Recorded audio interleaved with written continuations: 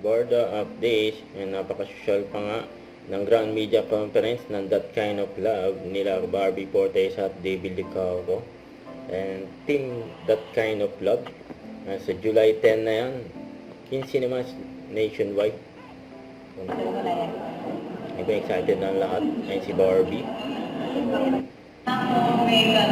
Kasi nga parang yung tingin ko sa'yo, parang may gusto na siya agad sabihin, may ibig sabihin na agad yung matanda. So I feel like, yeah, I can really see it in the eyes pag talagang, when you know that that kind of love, parang iba yung dating sa'yo. Sana Si David naman. yung that kind of love. Napakaganda nito. Alam ko medyo mahal yung sinihan.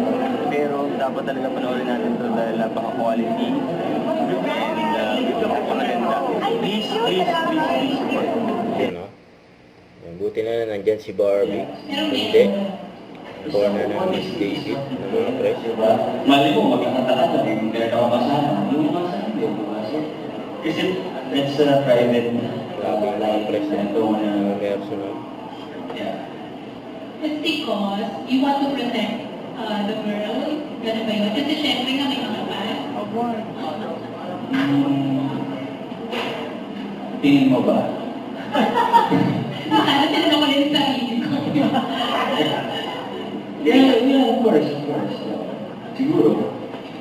Siguro, speaking on behalf of David na lang, knowing him, siguro sa lahat sa atin dito, I would like to say na ako ang may pinaka-nakakakilala sa kanya. And knowing him, he's a very private person.